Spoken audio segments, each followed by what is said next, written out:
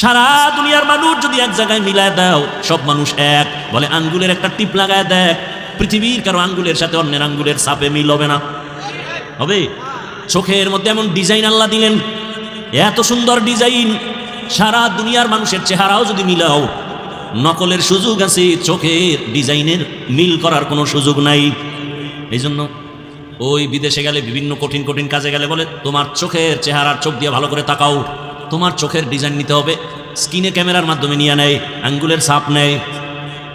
দুনিয়ার কারো আঙ্গুলের ছাপের সাথে কারোটার মিল নাই। কুদরত কার? কাদের কুদরত দারি বার কামাল, আন্তা রব্বি আন্তা হাসবি জুল জালাল তুহি কাদের জলিলুল্লাহ জাহাদার বহর হালে তুহি মেরা নিগাহদার।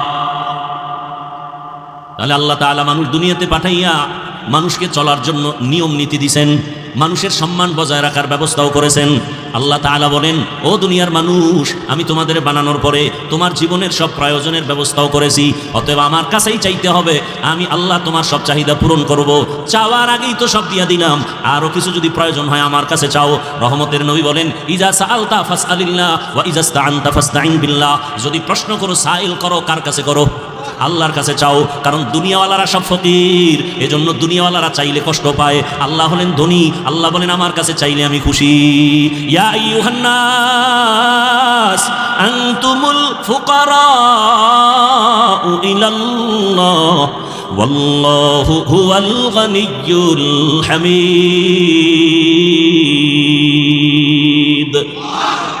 দুনিয়ার সবাই কি ফকির? ধনী কে বলেন? বরং যে যত বড় ধনী দুনিয়ার লাইনে, সে তত বড় অভাবী। ধনী মানুষ কৃপণ, দান করলে অল্প করে, আবার দান করে স্বার্থ ছাড়া করে না।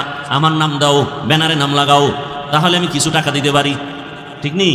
আবার চায়ের দোকানে বসে বলে দান করছে মাদ্রাসায় 50,000, মানুষের সাথে গল্প করে পুরো মাদ্রাসা আমি করছি। আছে না নাই? এই জন্য রসুল বলেন, কিয়ামতের ময়দানে জাহান্নামে যাবে প্রথম 3 জন ব্যক্তি। কয়জন? প্রথম জাহান্নামে যাবে 3 জন। কেমন 3 জন তারা? দুনিয়ার সব বিবেক বলে এই 3 জন মানুষ বিনা হিসাবে জান্নাত পাওয়ার যোগ্য।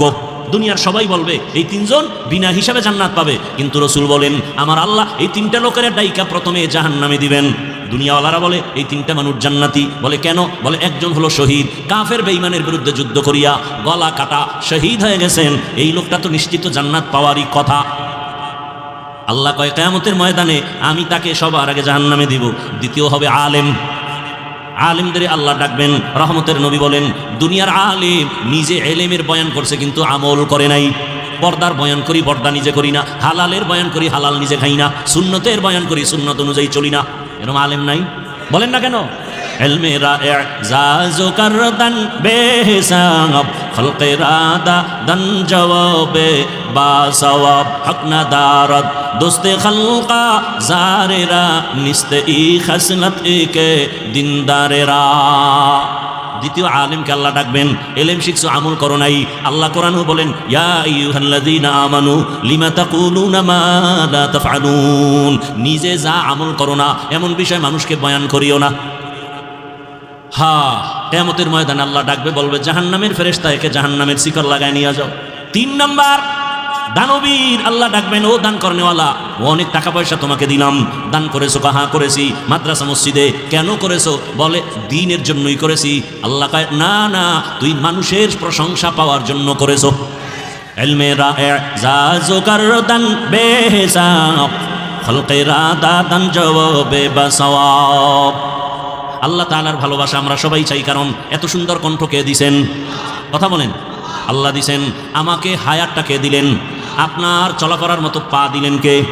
খুঁজে খুঁজে যদি দেখেন সব দিনেওয়ালাকে, একমাত্র আমার আল্লাহ, আমার আব্বা, আমার আম্মা হালকা পাতলা আমাকে বস্ত্র দিয়েছেন, বিবাহের পরে সব দায়িত্ব শেষ, তাও কত কষ্টর জিন্দেগি আমার। ওরে নবীর আশিক, আল্লাহ বলেন সব আমি তোমাকে দিলাম।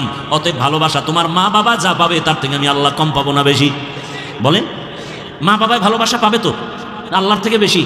বলেন না কেন? আল্লাহ পাবেন? বলেন, কার থেকে কম? মা বাবার থেকে না বেশি? কেমন বেশি? আল্লাহ রাসূলুল্লাহ সাল্লাল্লাহু আলাইহি ওয়া আলিহি ওয়াসাল্লাম লা তাআতা লি মাখলুকিন ফি মাসিয়াতিল খালিক। আল্লাহ রাসূল বলেন, আল্লাহকে অসন্তুষ্ট করিয়া মা বাবাকে যদি খুশি রাখো হারাম, আল্লাহকে বেজার করে শিক্ষকের কথা যদি মানো হারাম, আল্লাহকে বেজার করে নেতার কথা যদি মানো হারাম, আল্লাহকে অসন্তুষ্ট করে নেত্রীর কথা যদি মানো হারাম, আল্লাহকে অসন্তুষ্ট করে পীরের কথা যদি মানো হারাম। এক কথায় ফলাফল, দুনিয়ার সবার কথা অমান্য করা যাবে, আল্লাহকে বেজার করা যাবে না।